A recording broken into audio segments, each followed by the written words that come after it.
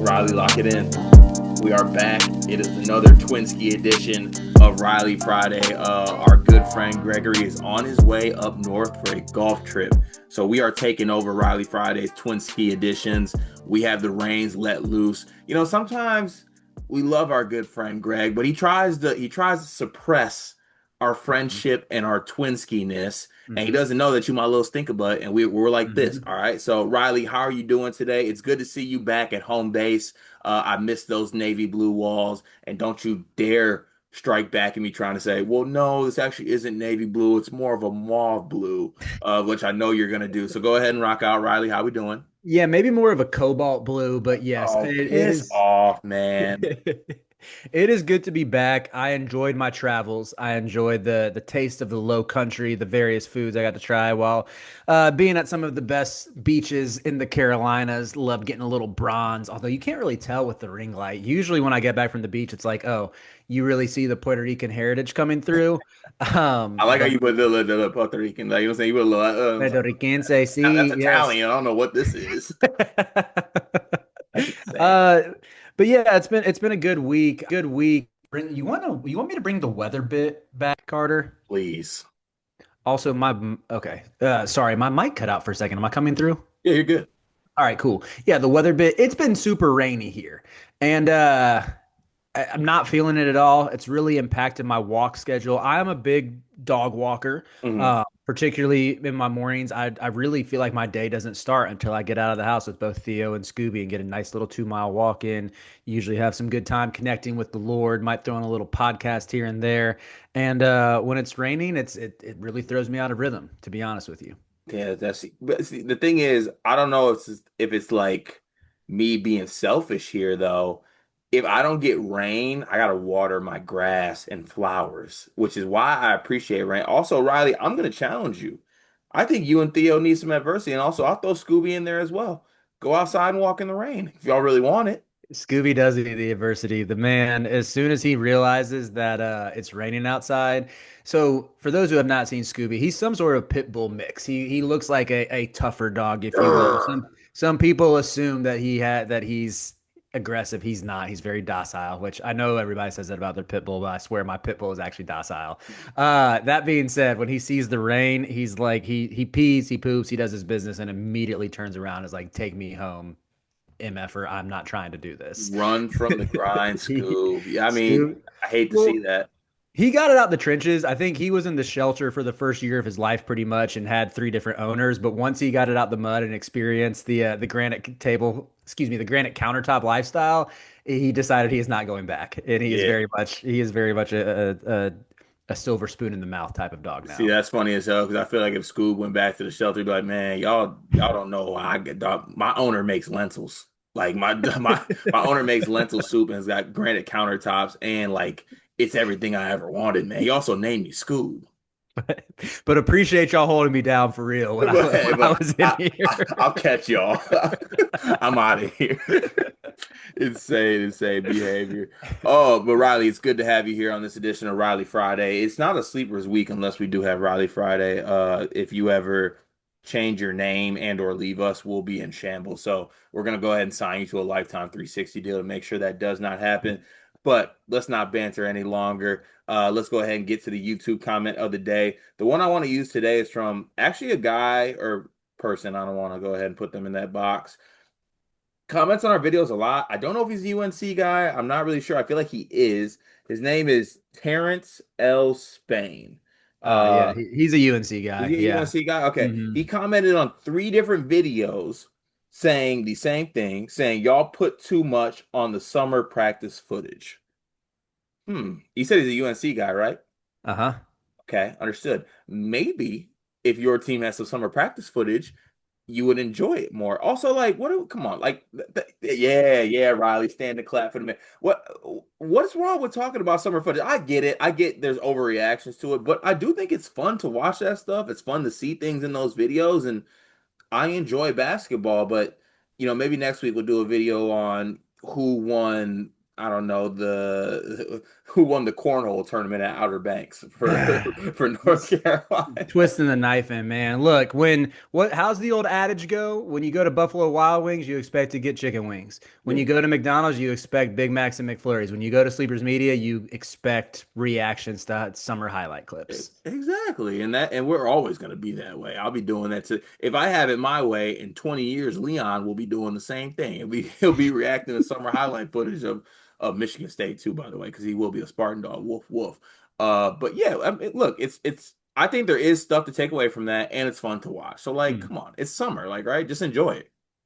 Yeah, we're a college basketball channel and we talk about college basketball clips. Right. So I'll end this. Terrence piss off. How about that? Let's go with that. Moving on to the Discord. I Please think join Terrace the is mostly a good commenter, but yes, Yeah, I'll, I'll he is, but him leaving three of the same comment on different videos, yeah. one of them being a Duke video, by the way, which is salty. But yeah, come on, let's rock out, man. We'll be all right. I appreciate you though. You're a long time commenter, and I do appreciate you. All right, moving on to the Discord. Join the Discord, 9.99 a month. The link is in the description of our Twitter bio. As I always say, one of the best ways to support us and all the content and stuff that we do is by joining the Discord, and it's a great community to be a part of. 9.99 a month, join on your desktop. Give it a go. Once you're in it, I feel like you stay in it. Try it out for a month. I promise you, you'll like it and you'll stick around. And part of being in there is you get your comments read on the show every single day. So we're going to start today with I Maynard, who says, Happy Riley Fridays. Boozer twins equal Miami Hurricane legends. I Maynard, let it go, man. Y'all got them. I get it. I made a joke about them going to Miami. Also, watch your tone, okay? Because they could transfer at any time. Mm. So don't make me get my tampering bag. I will do so. I Manor once again says, of the incoming freshmen, which player would you have been happy to place second in their recruitment? Because they will be back for a big sophomore campaign like St. John's and Ian Jackson. That's a really good question. Do you have anybody who comes to your mind? Which player would you have been happy to place second in their recruitment because they will be back? I Oh, got I got like a deeper cut. go ahead, throw that out there. Jacob Furphy. That's a good one. Just because like UConn has a pretty crowded backcourt and wing rotation right now, and there's a chance if he wants to come back for year two, maybe UConn recruits over him. I was so impressed with him at the U19 World Cup. Hmm. I thought like I did maybe one day this will be a segment, Carter. Can I throw out a hypothetical trade to you, even and interrupt our comment section? Of course you So can. I let me hold on. Oh gosh. So I made some hypothetical trades that was supposed to be a video that Booby did during his Sleepers Got Talent audition on the socials. Yep. And my task was coming up with win-win trades, and I wanted to see if you would take this as a Michigan State fan. Swing. Would you give up Cohen Carr if you could get Jacob Furphy and Jalen Stewart in return? Yes. I kind of figured just because Stewart had those moments where he showed more offensive game. I think he shot 36% from three last year for UConn. And y'all kind of have some athleticism behind Cohen Carr with Cam Ward coming in. And like Furphy, to me, if he was on Michigan State, he would probably be.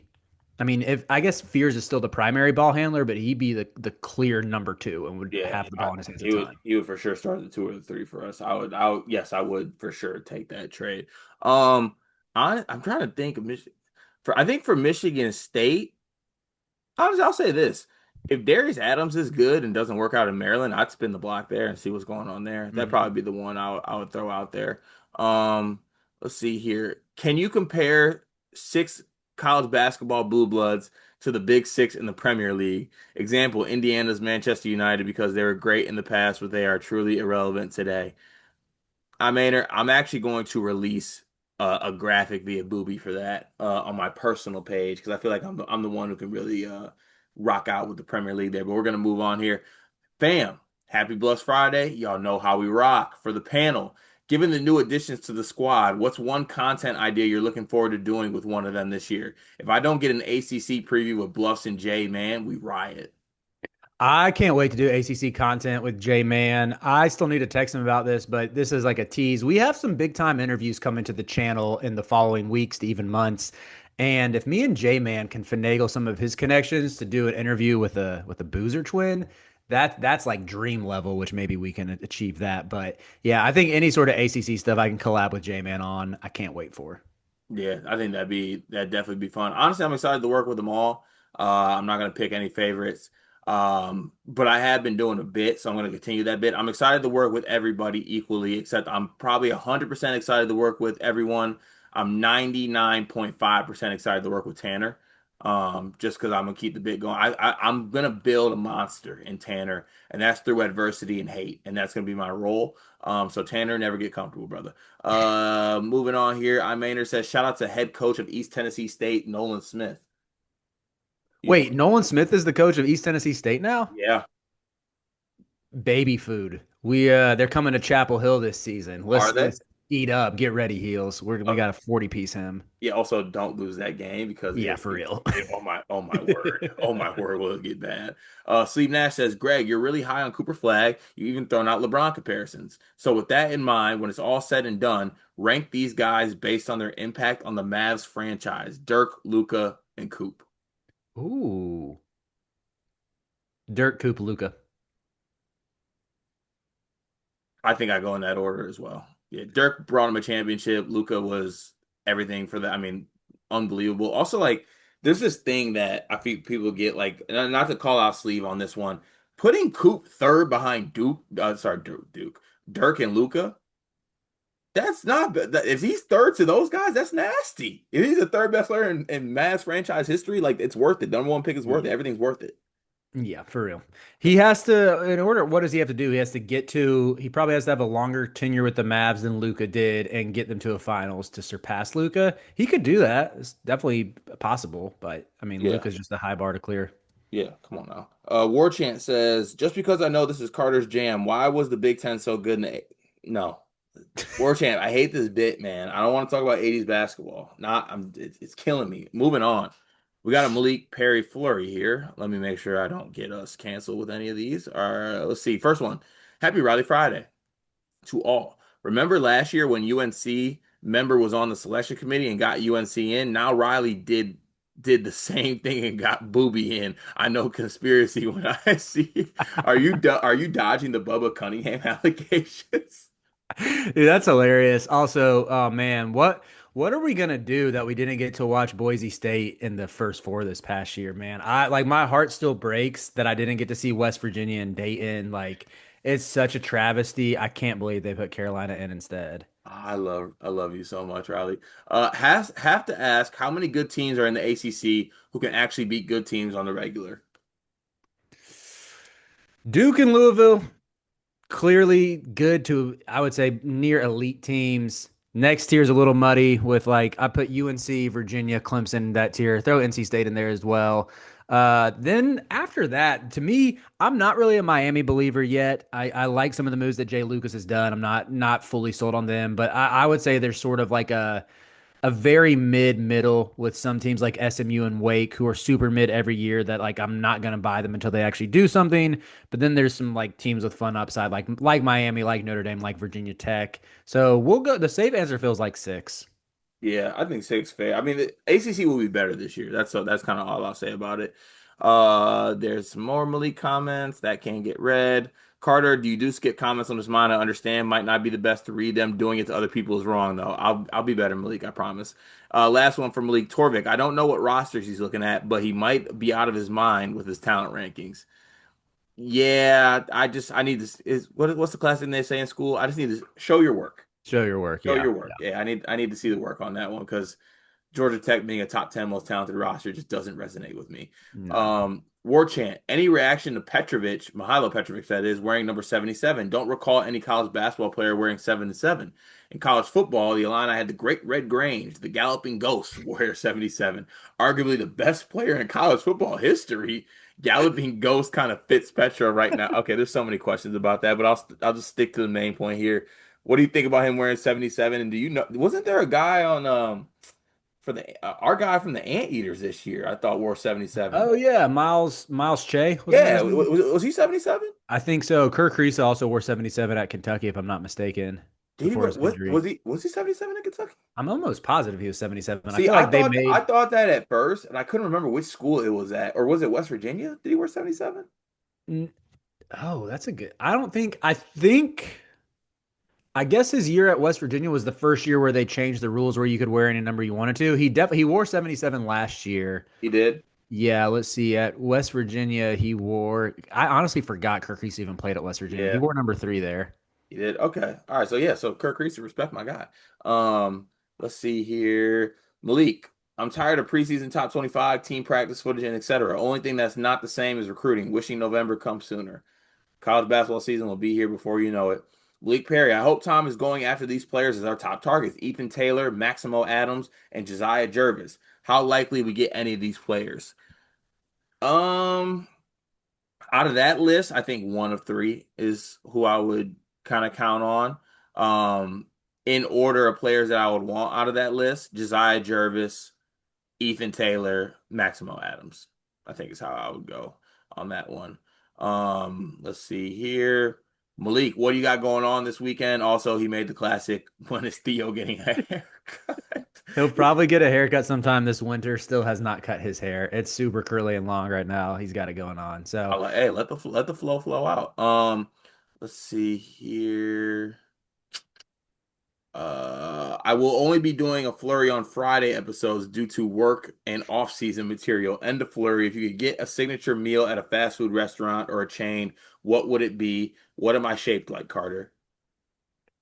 let's see. My signature meal, Bojangles. It would be an 8-piece Supreme. They don't even. I think they only go up to 5. I'm hooking my loyal patrons up with 8 chicken tenders. It would come with the fries as the default side, but it would also come with some dirty rice as well and a biscuit. Ooh, that sounds elite. Go to fast forward signature meal. I'm gonna go with McDonald's breakfast. Give me a sausage, sorry, a bacon, egg, and cheese McMuffin with 2 hash browns and then a sausage and cheese McGriddle. That's what I'll go with. Yeah, I think I feel good about McDonald's breakfast.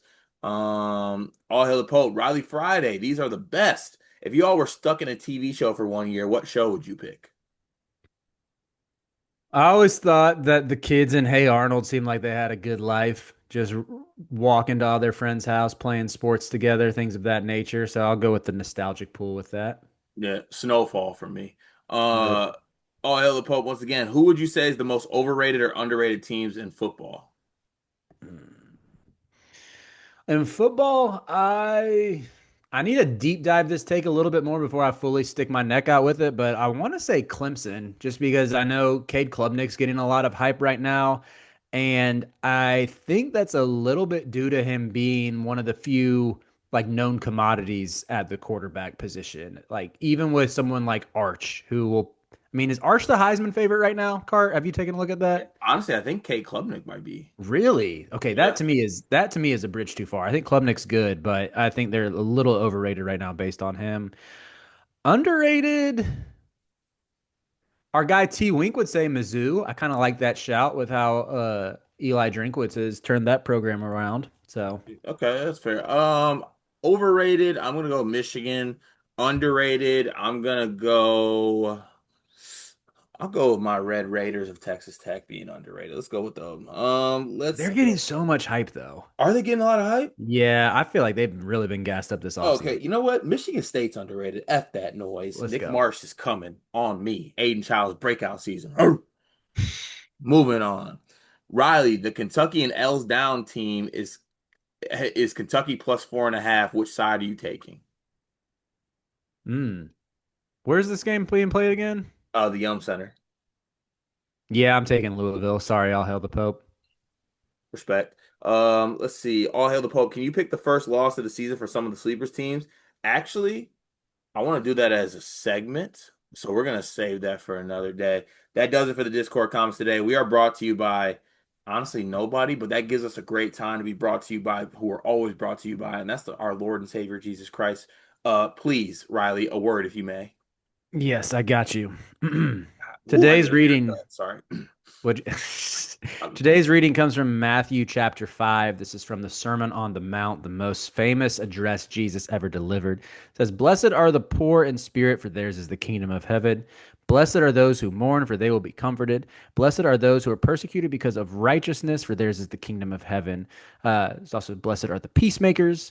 Rejoice and be glad, because great is your reward in heaven. For in the same way they persecuted the prophets who were before you. I love the Sermon on the Mount. I love this first part from Jesus. It reminds us of these great attributes to strive for that I think really help our lives be transformed to look more like Jesus and could really impact our communities and beyond. So go with that into the weekend sleepers. You have been awakened. Riley, I thank you very much. Always much needed. It feels like I needed that this week too. So I thank you for that. Let's get to the show. Topic number one, Riley Ramon Davis. Lay it on me. Carter, I believe around this time last year, I unleashed a new segment on sleepers that we called Sleeper Psychics. I remember it's classic. And I believe JK, whoever was talking about the SEO maximizing that, SEO. We don't do that. We just react here. I'm not in charge of that. But I think my preference of getting sleeper psychics with the P in front of sleepers as well, that got nixed, but I want it back this year. Today's theme is going to be sleeper psychics because we are going to make some predictions in all three segments. And of this first one, Carter, this was actually inspired by All Hail the Pope, who had a question related to this. I want to predict the top 10 Kenpom offenses for this upcoming season. Ooh, okay. I like that. I will tell you at the start, I have five schools that I believe are locks for the top 10. And then the other five we can kind of hash out together. And you can give any pushback to my locks if you so feel led to. But one of them might surprise you. I'll go ahead and give a little tease with that. But are you ready for my five who I believe should be locks for the top 10? I am ready for the five that I think should be top 10. Purdue. I think you'd be hard pressed to find many people who would argue against them being number one. Okay, that's fair. Florida. I think when you factor in that front court where there's so much skill, we know what we're getting with Houck and Condon, plus that high upside backcourt. I think they're a lock for they're honestly the top five. Hmm. UConn, Dan Hurley proved he could have two top 10 offenses in back to back tournament years. I love the amount of shooting they have. I think their guard play is going to be great. And you have Caravan coming back, who's the do everything glue guy who can knock down 40% of his threes. Okay. BYU, I think they were top 10 last year and they upgraded pretty significantly across the board on the perimeter. And then here is the surprise one, Gonzaga, because Gonzaga has not, You took it too far. well, Gonzaga has not been lower than sixth on Kenpom in adjusted offensive efficiency since 2018. Ooh. Okay, so as we have those five teams, is there a certain was that in order, or do you think it should be put in a certain order? I would probably lean Purdue, Florida, UConn, BYU in some order in the top five, or excuse me, the top four. I would probably have Gonzaga closer to like ninth or 10th, but I do want them included. Okay, understood, understood. All right, all right. So we had those five. Um, I think I'm fine with that. So let's go ahead and get to the other five. Some options that we could put here now. Just obviously different teams, different makeups, but the top 10 last year was Duke, Florida, Auburn, Alabama, Texas Tech, Gonzaga, Purdue, Missouri, BYU, and Kentucky. Missouri is my dark horse in terms of like, hey, do we want to engage with a new fan base? Get Booby to throw Mizzou on a graphic, but I can't really get there. But however, two of Dennis Gates' first three seasons, they have ranked top 10 in offense. So I don't think you can completely disregard them. But yeah, that was one thing that stuck out to me. I would say if you're going off of the model from last year, what teams have established precedent, I do think Duke will probably be around fifth if I had to guess. I think Boozer alone is good enough to get you into the top 10. And when you factor in their wing depth, and the amount of shooting they have and guys who can handle like from the front court. I'm thinking of like a Nick Hamenia type who some of the sell on him is his playmaking. I think they're a pretty easy lock for the top five. Yeah, okay. I like that. So we'll go. So currently we have one Purdue. Do we want to switch Florida and UConn, or do you feel good about that order with because I feel like UConn might be, I don't know, Hurley with that team might actually be Mhm. ahead of Florida. How do you feel about that? I would actually be okay to move Florida beneath both UConn and BYU if you want. You know what? Let's go ahead and do that because I think I feel good because like with Florida, the two new guards that are in the fold, I don't know. I think it might take a little bit. There's just so much shot creation that came from Walter Clayton, and I think that Boogie Yeah. Flan and Xavier Lee can get there. I just don't know if they'll do it as efficiently as Walter Clayton did it. It was truly special. I just think there'll be an adjustment period. There was so much offensive continuity in year two for Florida just because they had those guys back, right? Right. So I think they're still going to be up there, but we're going to go UConn two. We're going to go BYU third. We are going to have Florida at four, Gonzaga five, Duke six. Are we getting into Kentucky range at seven? I was gonna say we can swap Duke and Gonzaga. I'm good to put Duke five, and I still think we can go Gonzaga lower if we want them back half Look, of the top look, 10. look at the growth by you, Riley. Truly. All right, we got Yeah. Duke five. Some options we could have at this spot. You have Texas Tech. Hmm. Um, I mean, Bruce Pearl and Auburn are still going to be pretty good offensively with Tahad Pettiford in the fold there. I want Um, Louisville in there. oh, ooh. Louisville might be six. Now I want to move Louisville up. Let's go Louisville six. I want Louisville over Kentucky. I really think they'll Let's go probably. Louisville six. Seven, probably Kentucky. We could go Kentucky. Yeah, I'm good with Kentucky there. All right, now we have eight, nine, 10. Is NATO's not going to have a top 10 offense? So Oates is someone who I'm considering. Here are the ones that are. So let's say, okay, let's go. I think Arizona's going to be in here too. There's a lot of teams. Kentucky might get the boot because of Jalen Lowe questions. They still be top. You think they will be outside the top 10? I don't know. They were what, 10th last year? They were 10th last year, yeah. Okay, so right now okay, just to recap. Sorry, we got to keep repeating this. I just feel like saying it out loud helps. Purdue 1, UConn 2, BYU 3, Florida 4, Duke 5, Louisville 6, Kentucky 7. Gonzaga feels like an 8 to me, so I'll throw them there. For 9 and 10, some contenders, I would say Creighton, Arizona, Alabama. I would like to go Creighton, Arizona, if given the chance. So then that begs the question, do we want to boot Arizona for I can't I excuse me, I was going to say boot Kentucky for Alabama, but I don't feel good about that. I don't feel good about it. I think Bama's got. I got to see it, but Bama was so like Mark Sears was incredible. Grant Nelson was incredible. Mhm. Even like Youngblood and Wrightsell when they before Wrightsell got injured, like there was just Phylon. I mean, obviously they got Phylon back, but I think they'll be just on the edge there. So I feel good with rounding that out with Creighton and Arizona. You feel good about that? Yeah, I do. That looks like an appropriate top All 10. right, so our sleeper psychic top 10 Kenpom offenses for next season. We have one Purdue, two UConn, three BYU, four Florida, five Duke, six Louisville, seven Kentucky, eight Gonzaga, nine Creighton, 10 Arizona. I feel really good about that list, and that'll be the list of teams I'll be tuning into because we on Sleepers Media love buckets. Topic number two, Riley Jamal Davis. Please lead the way. On our next topic on sleeper psychics, we will predict the top 10 Kenpom defenses. Now, Yes, this sir. one, in my opinion, is a lot tougher to do than the offenses based on there's two constants. I think Houston, Tennessee are my locks one and two. But beyond that, even the teams that have done well in recent years, Duke and St. John's, for instance, I have more question marks than normal about their defense. Yeah, that's fair to say. All right, just for reference here, I will give you the top 10 defense from last season. Obviously, things change, but you have Houston 1, Tennessee 2, I'm sorry, Houston 1, St. John's 2, Tennessee 3, Michigan State 4, Duke 5, Florida, then Maryland, St. Mary's, Auburn, and Texas A&M round out the top 10. Kansas, Michigan, Iowa State, UCLA, all teams just outside of there. So I think we can safely say Houston will be the best defensive team again, correct?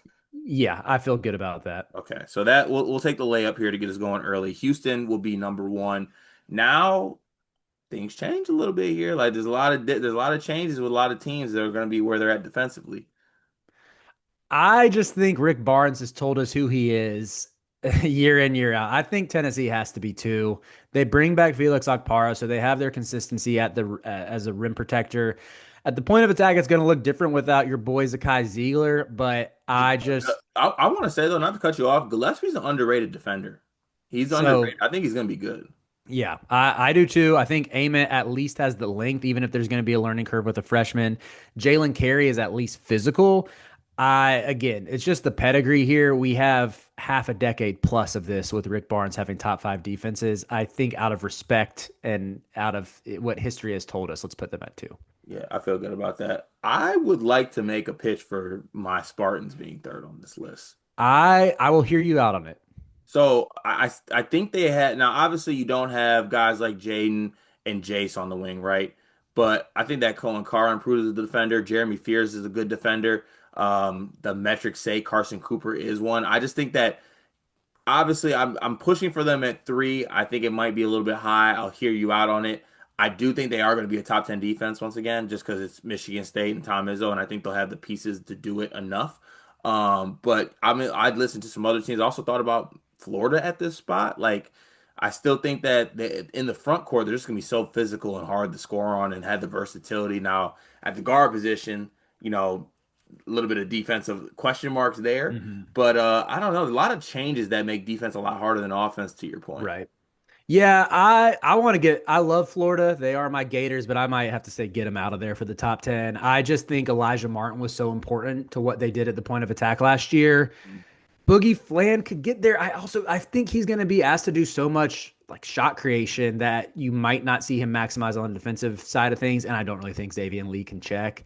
Mhm. So that was my rationale for not putting Florida there. I want Michigan State in the top 10. Here, I'll give you some teams that I think I would like on this list. Mhm. Michigan State, Arkansas, Kansas. I think all will have a case for it. I think Arkansas, when you have Trevon Brazile as the weak side shot blocker, you have Carter Knox, who improved a ton as a defender. And then I think Malik Ewan is especially switchable.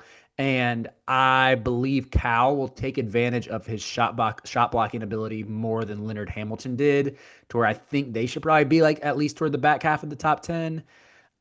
And then there's also one more that I would like on this list that I think you're going to push back on, but I will make a case. Who San Diego State. with Guath and Miles Bird and the rest of the team? And Yeah. they Pharaoh Compton, and they have a really short. Can I proactively just put San Diego State at 10? Yeah, we can put them at 10. I, I think they'll be higher, but I'll throw them at 10. all right, I'm sorry, and I admit that it's personal for me. I did. Can I tell you this will I don't know if this will keep you lower on them or make you think that they'll be a little higher. They have a point guard this year named Sean Newman Jr. who's 6'1", 160, which is like you know that if Brian Dutcher is going to do one thing, he's going to have a little tiny guard who's super annoying on defense. And it's like Darian Trammell when they went to the national title game. But I will allow them being at No, 10. you know what ticks for me. That gets them to number eight. Okay. All right. Sweet. So we got San Diego State at number 8. Yeah. All Um, right, now looking at you know what? So, all right, some teams that I think maybe could make their way up. I just don't know if they're as high as three. I think Michigan's going to be real good defensively with I do Yaxel as in that well. front court. I don't know if we want to have them at third. I think Iowa State will once again be good. Taman Lipsey at the point of attack. Joshua Jefferson. They'll have other guys on that team to be good. UCLA is UCLA. I think they're going to have a case for that as well.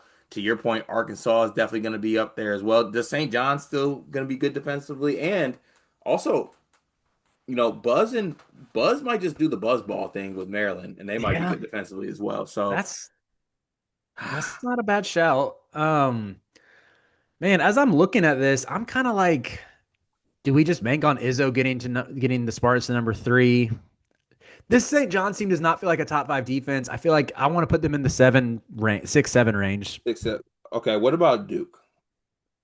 Duke, I have too many questions with Pat Gongba and Malik Brown as your center rotation. Yeah, They're that's both true. injury prone. They're not Malawatch, and I love Cam Boozer. Don't clip that, but he's not the defender that Cooper Flag was. Like nowhere near. I don't think. I think he's a Yeah, good defender, but like having that at the Flag and Malawatch at the 4-5 was elite. yeah. Okay. All right. I want to make an executive decision here. I'm going to put act. I'm going to go Michigan third and I'm good Michigan with that. State four. I'm good with that. Let's go ahead and go with that. Shout out to you, Greg. I think you guys will be good defensively. And I know he would have made that shot. Honestly, a good amount of Big Ten teams could make this, to be Can honest we with put you. can we put Arkansas fifth? We could put Arkansas fifth. Okay, so 6. I guess we can put St. John's there. You Yeah, can't drop them too. they'll still be good. So then 7, do you want to put Kansas with Flory? Trying to think we're missing anybody else here. I think Virginia has a case. Ryan Odom had a top 30 defense last year at VCU, and they have a massive front line with Thee DeRitter and What about Bruno. UCLA at 7? Oh, I'm good with UCLA. Let's go with UCLA at 7, and let's go with Virginia at 9. Back to Okay. Virginia ball. So then We at have number, one spot left at 10. okay, so we could, Iowa State could make a case because of their system, but they also have Blake Buchanan at their 5, and he's not particularly Blake scary. Buchanan's their 5. Yeah, Oh, yikes. it's bleak. St. Mary's has been top 15 the past 5 years, that we could go system fit there. Could go Kansas with Flory. Low key, I could make a case for North Carolina with the Vsar and Wilson front court plus Seth Trimble at the point of attack. Hubert has coached a top 10 defense with his back against the wall before. Uh, the last one, Texas Tech could get there. They have good positional size. But the last wild card, I would say, like there might be a world where Chris Beard turns back the clock. You got Malik Dia and James Scott in the front court. That's Yeah. a pretty imposing duo. I feel like at 10, I'd like to go with a system play here and just go St. Mary's. Yeah, St. Mary's definitely feels like the safest. All right. So our Kenpom top 10 defenses for next year, predictive wise, sleeper psychics. 1 Houston, 2 Tennessee, 3 Michigan, 4 Michigan State, 5 Arkansas, 6 St. John's, 7 UCLA, 8 San Diego State, 9 Virginia, and 10 St. Mary's. I feel like we did it. That was a lot harder than offense, but I feel like we did the best that we could do. Agreed. Topic number 3, Riley Carter Davis. Please finish strong. All right, our third topic for sleeper psychics. We are going to predict game one starters for our favorite teams. And this stroke of inspiration hit me when I saw that tweet from Indiana that said game one starters in Puerto Rico. I have missed those tweets. I've missed seeing a list of starting lineups on a basketball court. So, yeah, I wanted to predict this for our favorite teams with the usual caveat that starting lineups change throughout the years. So these might skew a little more veteran heavy before the young bulls rock, so to speak. But I want to take a stab at Why not? I'm glad you got stroked to this genius point, Riley. It means a lot to me. it. Let's start with your team. Kick us off with Michigan State, your All projected right. game starters. Honestly, I feel like this is pretty easy given I feel like I'm tapped in with Mr. Izzo. I think it's going to be Jeremy Fears. I think it's going to be Trey Fort. I think it's going to be Cohen Carr and Jackson Kohler and Carson Cooper. And I feel pretty good. Honestly, I would put a crazy amount of money that that's starting lineup game one. Is there any world where Kurtang beats out Trey Fort? There's a world, but from everything I'm seeing and hearing, I think Trey Ford has a slight advantage right now. I want Kurtang in that spot. I need Kurtang by March. Yeah, I do too, Riley. I do too. But this isn't all about me. What about your Tar Heels? Tar Heels, I'm glad you asked because they were second on my list to get to. UNC game one, I believe, will be Kyan Evans, Seth Trimble, Luka Bogovac, Caleb Wilson, Henry Vasar. So Caleb at the 4, Vasar at the 5. Yep. Is there any world where guys get bumped up and they go Vasar Stevenson in the front court? I think there is a world if so Is that could be. Hubert a too big guy? When's the last time he had like two? He's never gone with that big of a lineup to have a guy like I mean, Wilson at the three. didn't he run like Manic Baycott? Yeah, Manic Baycott was really the and Nance Baycott. Dance Baycott. So I mean, maybe they could do that with like a Vasar Stevenson. Stevenson be the stretch. Listen, honestly, I'm really trying to push Stevenson to not play 3 anymore. I can't watch it. So like, just Yeah. put him at the 4 and let him thrive. Yeah, I think so. The reason why I believe this will be the game one starters is they're paying Kyan Evans a lot of money, and he was recruited as the point guard. Like all the teammates are like posting on there. Like Caleb Wilson posted a photo of Kyan Evans that said PG1 on his IG story. I think they're really leaning into that. But I will acknowledge with Kyan Evans's questions moving up from the Mountain West to the ACC. Some might say that's not that big of an upgrade. Still, it's an upgrade nonetheless. And I do think, like, I love Kyan Evans' skill set. I think he's a killer. He obviously had the big moment in March against Memphis. I worry a little bit about him being a system player just because Nico ran so much motion. And as soon as he crossed half court, he's pretty much giving the ball up to Nick Clifford and then running off a screen or something. I don't know what his transition into a lead guard is going to look like. So I think there is a chance that by January, even, he's coming off the bench and you're running Luca at the point with Seth at the two. And maybe that's where we see Caleb Wilson at the three, Stevenson at the four, or maybe Jonathan Powell at the three, Wilson at the four. But I at least like Evans to start from game one. Okay. Yeah, I think I agree with that starting lineup. All right, what other teams did you have on the list you wanted to do? Let's do Michigan. Michigan. Okay. I think Michigan, you got Elliot Cadeau at the Mm-hmm. one. I see this is interesting because like I think obviously like Trey McKinney's talented. LJ Kaysen is supposedly gonna fit into it, but I think game one, sorry, Greg, if this is wrong. I think it's gonna be Cadeau, Burnett, Mm-hmm. Gale, and then I think they're gonna go Yaxel and Perez. I feel pretty good about that. Are we sure? This is something that Greg and I think talked about either on a video or maybe another segment. Are we sure it's Merez over a day? It might be. I love a day. I think a day should thrive under Dusty You know May. what? Let's switch it. Let's go a day. We A can go day with that. has been looking good in the little clips I've seen. Yeah. I think he gives if the blueprint for a top three defense like we think Michigan can be models a little bit after last year and just throws two 7-footers in the paint and dares you to score over them. I know Yaxel's not that big, but a day can cover that ground a little more easily at like 7'3" than Merez, who's 6'9". Okay, I like that. So we got Ellie Cadeau, Namari Burnett, Roddy Gale, Yaxel, and Ade as the starting lineup for that for Michigan. Who else you got? Let's do Purdue. Purdue. Ooh, this is okay. I'm interested to see where you're going. All right, so Braden, I think obviously Fletcher obviously is going to be the Hmm. starting lineup of that team.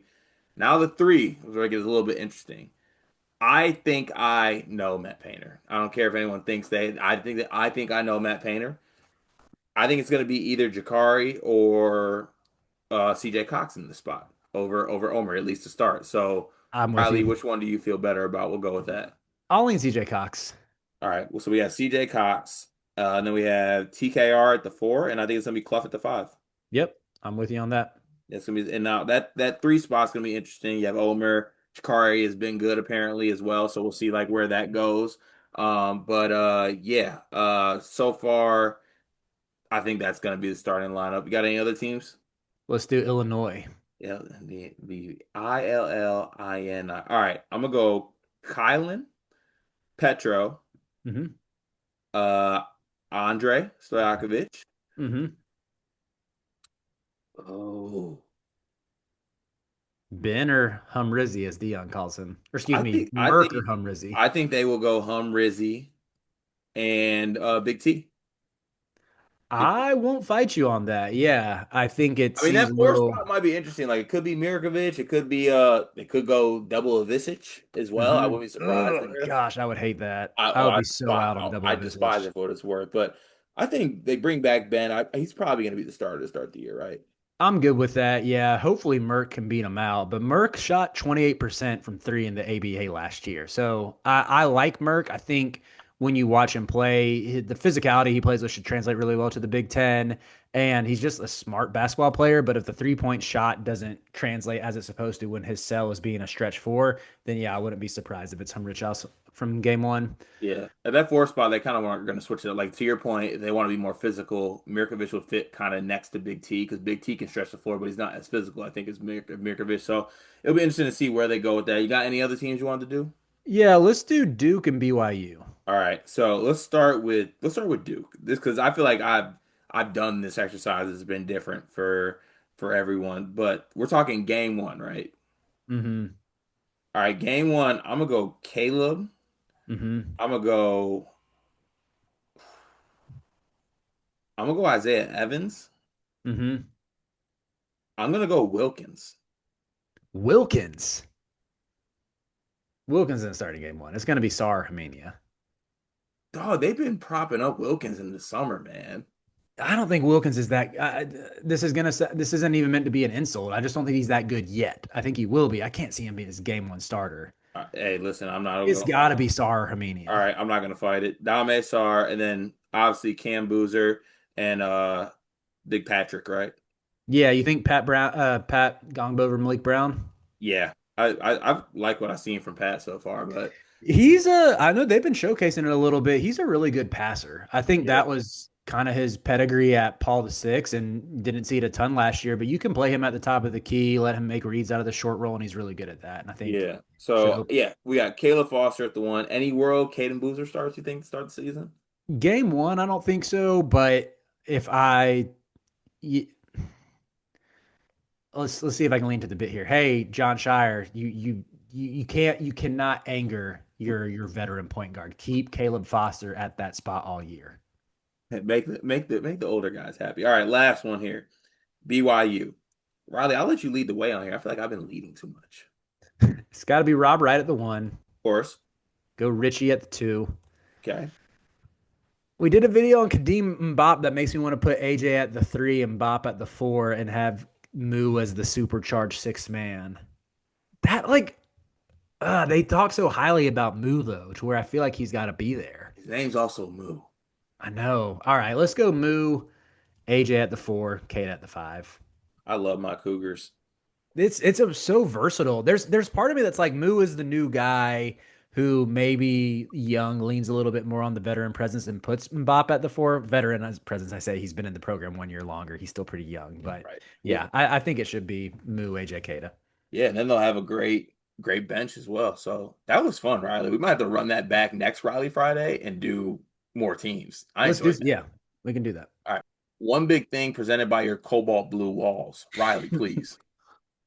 Cart, I know you're a big snack guy. I know this is usually your thing on the program. However, I've been on a big cashew kick recently. You get these from your local Aldi, deluxe whole cashews, unsalted. Make sure you don't add the unnecessary sodium. Just a good versatile snack that you can always get a little handful. Also, recently picked up some cashew butter from the fresh market. Pretty good spread. All right. I like that energy right there. Listen, I try to avoid with I mean, don't I try to avoid nuts. All right. Nuts are, you know what I'm saying? That's going against what I'm trying to work on right now, trying to get right. My one big thing today is based off, and Riley, you saw this because you were in a group chat, but there were some questions about Carter Elliott's hoop game, right? And Mm-hmm. look, I get a little bit of slander every now and then. I understand it, I was a very average Division 3 hooper. I understand that. But the conversation came up yesterday, and I decided to text one of my coaches, and I was like, I'm in an argument in the group chat. Give me the scouting report for Carter Elliott in his peak hoop years, which was my senior year in high school and as an upperclassman at Albion. And I thought it would be fitting to read that to the people out there so they can know exactly what it is. And just so you know, this coach, he's my guy. He was also my biggest hater. And he has always been that way. So I love him. Shout out to Rick Palmer. So the Detroit Country Day scouting report here. Backup center who, if left unattended, can hurt us. Finishes with both hands. You got to get back because he's a great rim runner and box him out. Defensively, attack him in ball screens. 98% of his points have come from within 3 feet of the basket. They are impossible to beat when he has a good night. Respect high school Carter Elliott.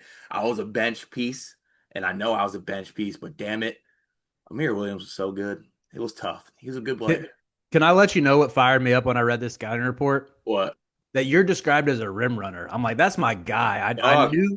I had to. Like, it was in high school, it was like the easiest way to score. Like, I don't understand why big men don't do it nowadays, especially if you're playing with a good point guard. Shout out to my guy Chris Fowler, now the head coach at Saginaw Valley. But like, dog, if you're a big and you get the rebound, just run as hard as you can to the front of the rim. And back in them days, you'll know how I threw the boost out there. I cleared out some space. I'm underneath the hoop. All I gotta do is make a layup, and that it was easy money from that point. To the Albion, Also, I understand why you shoot so many threes in your men's league. If they like 90% three yeah, feet in the basket, like yeah. if you were chained to the post, like you needed your freedom. I'm Yeah, glad you got the versatility of people those think physical I'm lying legs. about it when I say it. I'm like, I spent my whole life in the paint. So like now in these days, I don't want to go in the paint. I just want to shoot threes. Like that's all I Mhm. want to do. So I never got to do it. So that's how I rock out. Albion, polished upperclassman who has played in over 100 games. He's effective scorer in the post who's underutilized. He doesn't get the ball a lot, but when he does, he's effective. He prefers to go over. He prefers his right hand over both the shoulders. He shoots over 50%. Solid passer. At times when he's aggressive, they're a much better team, but due to lack of touches, his lack of aggressiveness at times, he's out there just doing cardio. Look, I was pissed, man. I wanted some touches, man. Jody, if you're listening to this, Jody May, my guy. Could I get a touch, man? I'm running hard. Let the reward the big fella when he runs. Give me a touch. Good with both hands. Good passer. What the hell? The underutilized that speaks volumes though. It's like you That's have the all. skill, they Honestly, just when didn't I get your saw that touches. word, that's all I cared about. You like them cashews, Riley? I do. You do. Uh, All right. Hey, shout out to a great episode of Riley Friday, locking in with the Twinskies. We will catch y'all next week. Be easy.